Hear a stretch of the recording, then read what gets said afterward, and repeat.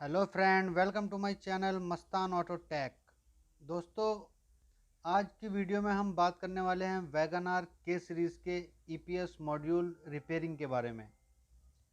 ये wagon are के series 2013 से 2017-18 तक मॉडल तक के वैगन आर के सीरीज़ में ये ईपीएस मॉड्यूल आया है। और कस्टमर का कहना है कि कार का स्टीयरिंग कभी प्रॉपर वर्क करता है और कभी टाइट हो जाता है, हार्ड हो जाता है। तो हमने डायग्नोस किया तो इसके ईपीएस मॉड्यूल में प्रॉब्लम थी, तो ये आया है हमारे पास रिपेयरिंग के लिए। तो आज हम इसको रिपेयर करेंगे और देखेंगे कि ये किस तरह रिपेयर होता है और क्या क्या तरीका होता है इसको ओपन और फिटिंग करने का। तो ये छोटे से स्क्रू ड्राइवर की हेल्प से हमने इसके कवर को ओपन कर लिया है। इसमें कोई स्क्रू वगैरह नहीं होते, सिर्फ लॉक होते हैं। एक छोटे स्क्रू ड्राइवर से हम इसके लॉक को हटाकर इसका कवर उतार सकते हैं। तो अंदर से ये आता है कुछ इस तरह से नज़र। इसमें कुछ आईसी लगी हुई हैं, छोटे छोटे कंपोनेंट लगे हुए हैं, आईसी लगी हुई हैं, रेजिस्टेंस लगे हुए हैं, पीएफ लगे हुए हैं, डायोड्स लगे हुए हैं, मॉसफेट लगे हुए हैं। तो ये एक छोटी सी इसका मदरबोर्ड है जिसमें ये सभी तरह के छोटे छोटे कंपोनेंट लगे हुए हैं।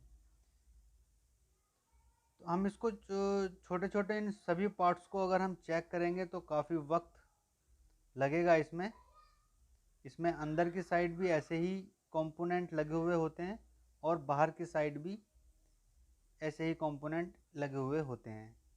तो इसको पूरी तरह चेक करने में काफ़ी वक्त लग जाता है, तो इसके लिए हम इसका पूरा मदरबोर्ड चेंज कर देते हैं, जिससे कि ये ईपीएस मॉड्यूल बिल्कुल नए की तरह वर्क करने लगता है और इसमें कोई जुगाड़ का काम नहीं रहता। तो इसको खोलने के लिए ये छोटे छोटे दो स्क्रू हैं, इसको ओपन कर लेते हैं। ये हमने दो स्क्रू ओपन कर लिए हैं जो कि इस कपलर में की जगह पर लगे हुए थे सॉकेट की। और अब इसको ओपन करने के लिए हमें इसकी सोल्डरिंग को हटाना होता है ताकि ये मदरबोर्ड ओपन हो जाए। इसके लिए हम इस्तेमाल करते हैं अपनी डी सोल्डर गन का। दोस्तों, ये हमारी डी सोल्डर गन है। ये आगे से आयरन का काम करती है और पीछे एयर प्रेशर से उस पिघले हुए सोल्डर को सक कर लेती है, जिससे कि हमारे इस तरह के सोल्डर आसानी से हट जाते हैं।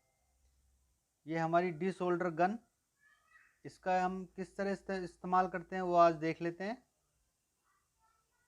इसको हम अच्छे तरीके से साफ़ कर लेते हैं। आगे से इसकी बिट को भी हम साफ़ कर लेते हैं। ये आगे से बहुत गर्म होती है तो इस पर हाथ नहीं लगाना चाहिए, जल जाएगा।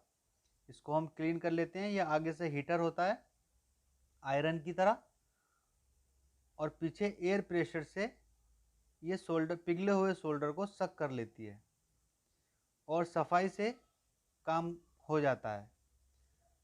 तो इसके सोल्डर को हटाने के लिए हम इस पर थोड़ा थोड़ा पेस्ट लगा लेते हैं ताकि आसानी से सोल्डर पिघल जाए। तो थोड़ा थोड़ा हम पेस्ट लगा लेते हैं और फिर इस गन से इसको हम सोल्डर को पिघला कर इसको सक करते हैं।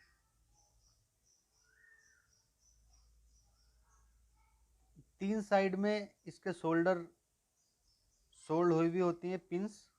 उन तीनों ही तरफ को इस बटन को हमें इसको दबाना होता है जब सोल्डर पिघल जाए और ये वापस पिघले हुए सोल्डर को खींच लेता है। पहले हमें इसको पिन पर टच करना है, जब पिघल जाए तो अपना बटन दबाएंगे तो ये निकल जाएगा। ये मैं दिखाने की कोशिश करता हूँ आपको। ये बड़ी आसानी से इसके शोल्डर पिघल गया है और वापस सक हो गया है। इसी तरह से अब हम इधर इसको पिघलाएंगे। जब सोल्डर पिघल जाता है तब हमें बटन को प्रेस करना होता है और ये पिघले हुए सोल्डर को अपने अंदर खींच लेता है।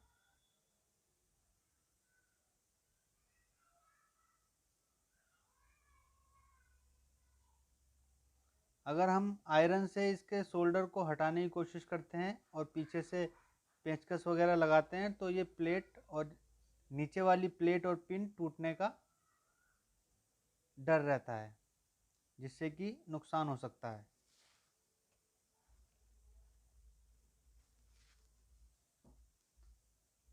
इसलिए हमें बहुत आराम से और थोड़े पेशेंस के साथ काम को करना चाहिए, किसी भी तरह की जल्दबाजी नहीं करनी है इस काम में।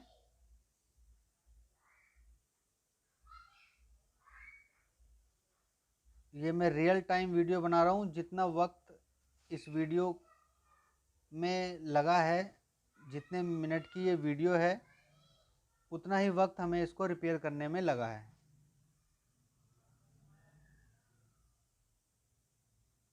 इस वीडियो की कोई एडिटिंग नहीं है, जिस तरह हम काम को करते हैं बिल्कुल उसी तरह हम इसको दिखा रहे हैं, बिना किसी एडिटिंग के। तो ये हमारे सभी सोल्डर हट चुके हैं।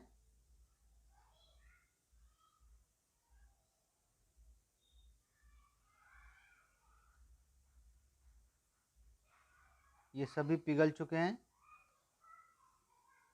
अब स्क्रू ड्राइवर की हेल्प से हम देखेंगे कोई पिन इसमें अटकी हुई तो नहीं है, या थोड़ा बहुत सोल्डर इसमें लगा हुआ तो नहीं रह गया है।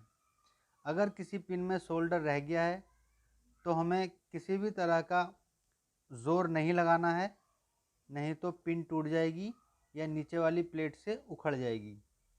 इसलिए अगर कहीं सोल्डर रह गया है तो हमें उसको ध्यान से दोबारा इस्तेमाल करना है, दोबारा सक करना है गन से।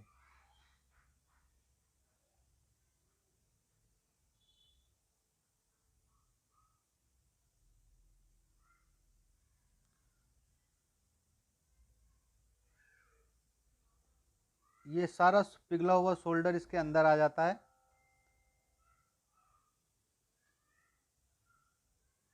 अब हम एक छोटे से स्क्रू ड्राइवर की हेल्प से बहुत आराम से हम इस प्लेट को उठाने की कोशिश करते हैं। इसमें हमें बहुत ज़्यादा ज़ोर नहीं लगाना होता। अगर हम ज़्यादा ज़ोर लगाएंगे तो नीचे की तरफ से प्लेट में जो पिंस लगी हुई हैं वो उखड़ सकती हैं। इसलिए बहुत आराम से हमें इस काम को करना होता है।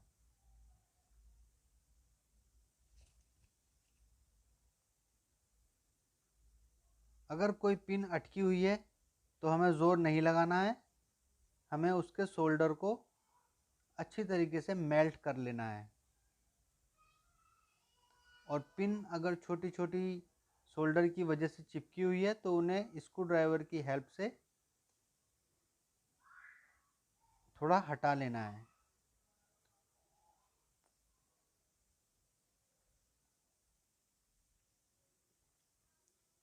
तो मैं ये देखने की कोशिश कर रहा हूँ कि कोई पिन थोड़ी बहुत अटकी हुई तो नहीं है।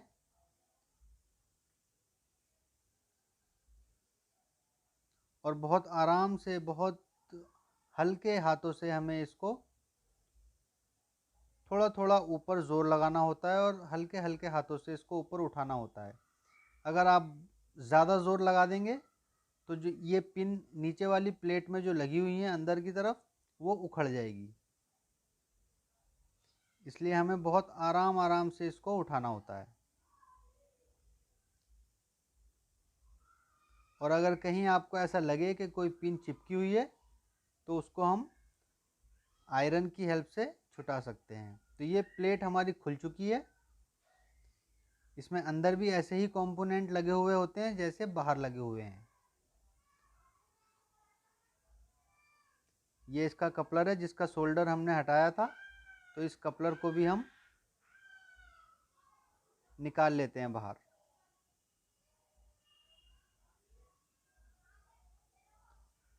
अगर इसके भी सभी सोल्डर ना हटा हो तो हमें इसको भी दोबारा से आयरन से गरम कर लेना चाहिए।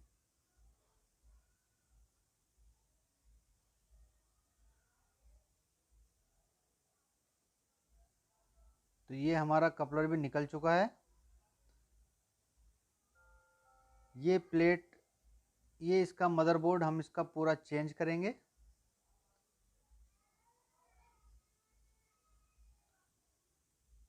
कोई पिन अगर टेढ़ी हो जाती है तो हमें उसको सीधा कर लेना है। और इन सभी पिंस को हम साफ कर लेते हैं, ताकि दोबारा जब हम नया मदरबोर्ड लगाएं तो उसमें ये आसानी से सोल्ड हो जाए। इन पिंस को सीधा कर लेना चाहिए अगर कोई टेढ़ी हो गई है तो, ताकि दोबारा प्रॉपर फिट हो जाए। तो अंदर से ये कुछ इस तरह नज़र आता है। ईपीएस मॉड्यूल वैगन आर के सीरीज़ का है ये। मारुति सुजुकी की ज़्यादातर गाड़ियों में इसी तरह के नज़र आते हैं। ये हमारा नया मदरबोर्ड है, ये हमारी न्यू प्लेट है, जिसको कि हम इसमें चेंज करेंगे। ये पुराना है,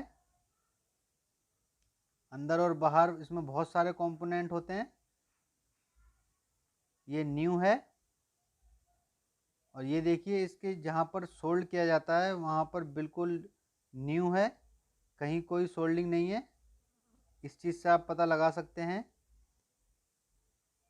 कि ये नया है या पुराना। तो इसको रखते हैं एक तरफ, और पहले कर लेते हैं हम इसकी पिंस को साफ। ये पिन नीचे वाली प्लेट में सोल्ड हो रखी होती हैं, इसलिए ज़्यादा ज़ोर लगाने से नीचे वाली प्लेट उखड़ जाती है, इसलिए ओपन करते टाइम हमें इनका ध्यान रखना होता है। नया बोर्ड लगाने से पहले हमें इन पिंस को साफ कर लेना चाहिए, ताकि इनमें किसी भी तरह की रस्टिंग वगैरह ना रहे। और इनको साफ करने के लिए हमें एक आयरन की हेल्प लेनी चाहिए। आयरन की बिट को क्लीन कर लेते हैं और इन पिंस को क्लीन करते हैं। इनमें जो भी एक्स्ट्रा सोल्डर लगा हुआ होता है उनको साफ कर लेते हैं, ताकि ये नए मदरबोर्ड में आसानी से फिट हो जाए। अगर इसमें एक्स्ट्रा सोल्डर लगा हुआ होगा या कोई गंदगी लगी हुई होगी तो ये पिंस न्यू मदरबोर्ड के होल में जाने में प्रॉब्लम करेंगी, इसलिए इनको बिल्कुल क्लीन कर लेते हैं। जो भी एक्स्ट्रा सोल्डर है उसको हटा लेते हैं।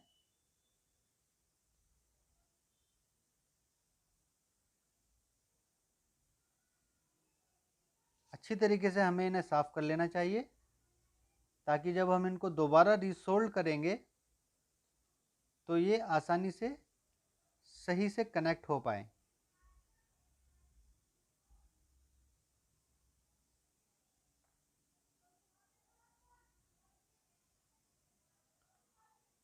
इस काम के लिए आप 25 वॉट का आयरन इस्तेमाल कर सकते हैं। तो एक्स्ट्रा जो भी इसमें सोल्डर था वो हमने हटा लिया है, उसको क्लीन कर लिया है।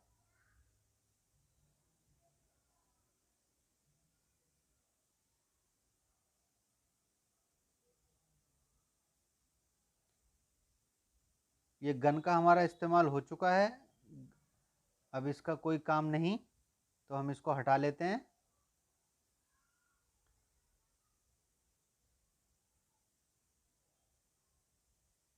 एक बार मदरबोर्ड क्लीनर से इसको क्लीन कर लेते हैं। ये जो हमने कपलर निकाला था इसकी पिंस को भी हम क्लीन कर लेते हैं। थोड़ा सा पेस्ट लगा लेते हैं।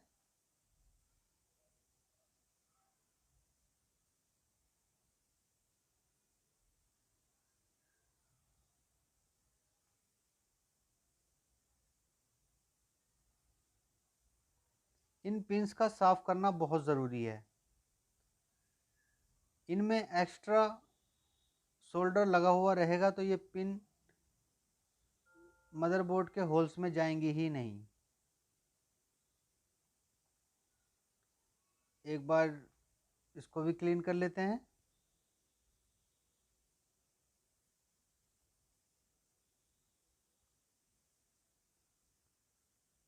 तो दोस्तों ये स्टार्ट टू फिनिश पूरा प्रोसेस है, इसलिए वीडियो थोड़ी लंबी हो रही है, ताकि आप अच्छी तरीके से समझ पाएँ कि इसको ओपन और फिटिंग करने में कितना वक्त लगता है और किस तरीके से ये ओपन और फिनिश होती है। इन पिंस को भी हम क्लीन कर लेंगे।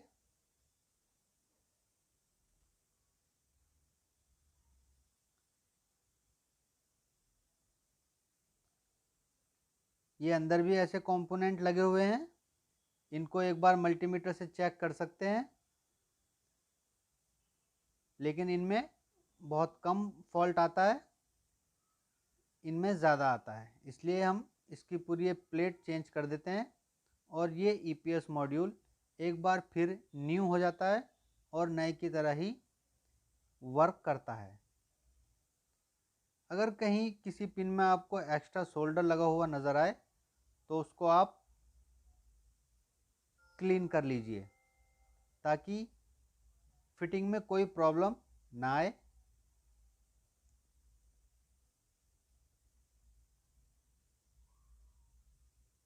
थोड़ा सा वक्त ज़्यादा लगता है, लेकिन कोशिश करें एक ही बार में अच्छी तरीके से काम करें।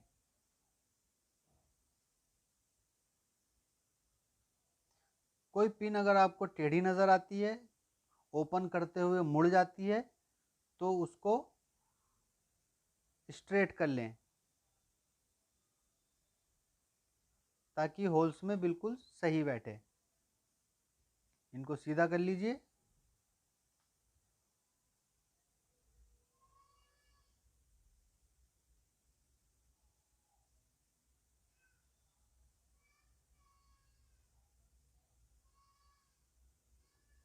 तो हमारी पिंस बिल्कुल साफ हो चुकी हैं। अब किसी तरह का इनमें कोई एक्स्ट्रा सोल्डर नहीं है। पिंस को हम बिल्कुल सीधा कर चुके हैं, बिल्कुल क्लीन कर चुके हैं।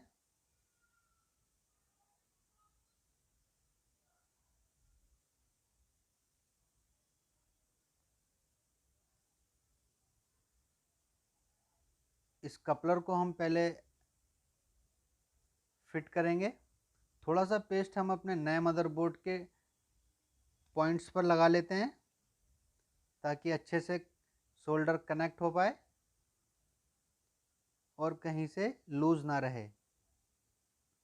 अंदर की तरफ थोड़ा पेस्ट लगा लेते हैं, बाहर की तरफ भी थोड़ा पेस्ट लगा लेते हैं, ताकि शोल्डर अच्छे से कनेक्ट हो। ये कपलर जो हमने निकाला था, ये नए वाले मदरबोर्ड में फिट कर लेते हैं।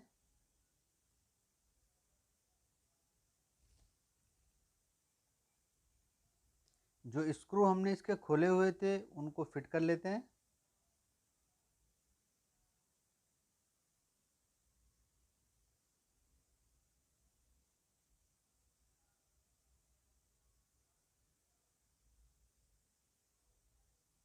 ये कपलर हमारा न्यू मदरबोर्ड में फिट हो चुका है। इसकी पिंस बाहर आ चुकी हैं और अब हम इसको फिट करेंगे ईपीएस मॉड्यूल में।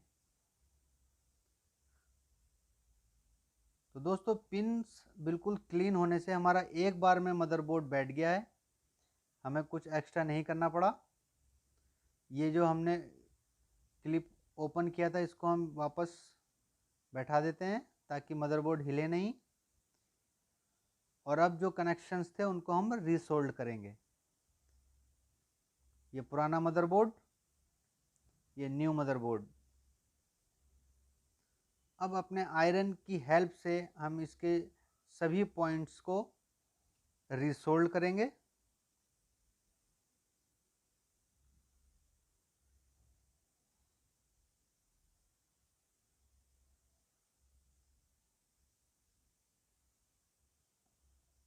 इस तरीके से आप एक एक पॉइंट को सोल्ड कर सकते हैं। बहुत ज़्यादा सोल्डर का इस्तेमाल नहीं करना है। कोई भी पिन दूसरी पिन से टच नहीं होनी चाहिए। अगर हम ज़्यादा सोल्डर का इस्तेमाल करेंगे तो दो पिन्स आपस में टच हो सकती हैं, इसलिए जितना ज़रूरी हो उतना ही सोल्डर लगाएं।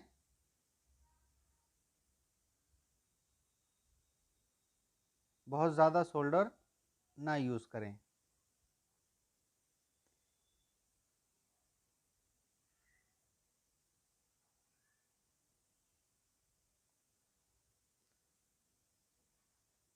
जो पॉइंट्स हैं अच्छी तरीके से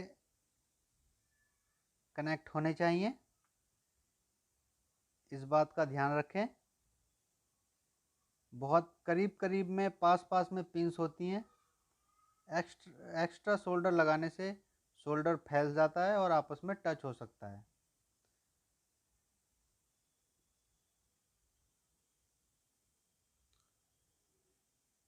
एक बार सभी को सोल्ड करने के बाद दोबारा हमें आयरन से सभी कनेक्शंस को सोल्डर को मेल्ट कर देना चाहिए।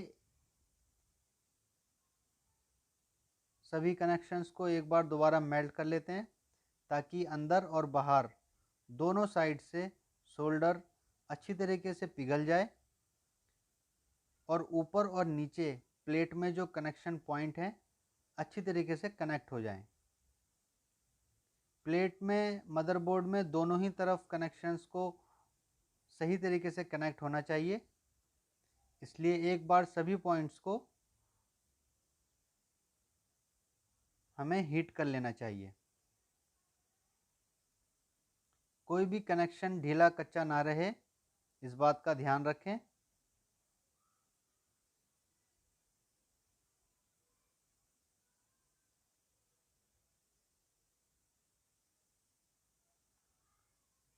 थोड़ा सा वक्त ज़्यादा लगता है, कोई बात नहीं, काम एक बार में प्रॉपर होना चाहिए।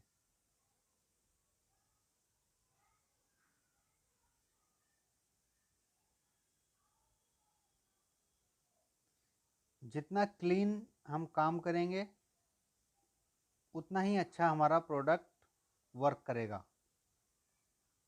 तो सभी सोल्डर हो चुके हैं अच्छी तरीके से।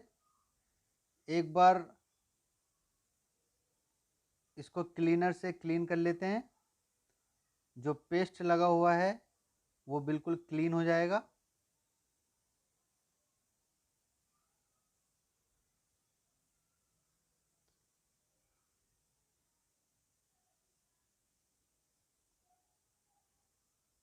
बहुत अच्छी तरीके से हम इसको क्लीन कर लेते हैं। तो ये हो चुका है हमारा वैगन आर के सीरीज़ का ईपीएस मॉड्यूल रिपेयर।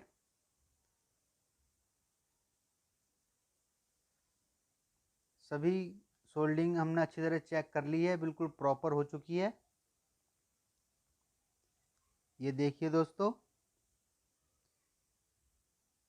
सभी सोल्डर हमारे एकदम परफेक्टली वर्क हो चुका है। कोई भी कनेक्शन एक दूसरे से टच नहीं है, सब अलग अलग बहुत अच्छे से सोल्ड हो चुके हैं। तो दोस्तों, इस तरह के ईपीएस मॉड्यूल वैगन आर के सीरीज़, ऑल्टो K10, ऑल्टो 800, जेन एस्टिलो, इस तरह की गाड़ियों में मॉड्यूल आते हैं। तो ये हो चुका है हमारा ईपीएस मॉड्यूल रिपेयर।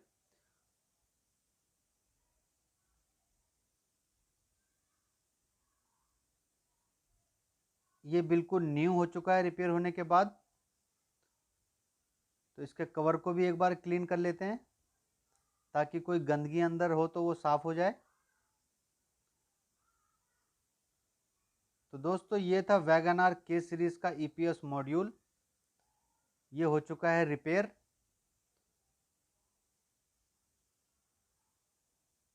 तो उम्मीद करता हूँ ये वीडियो आपको अच्छी लगी होगी। थोड़ा सा लंबी हो गई है वीडियो, उसके लिए माफ़ी चाहते हैं। जल्दी मिलेंगे नेक्स्ट वीडियो में किसी नए टॉपिक के साथ। Thanks for watching.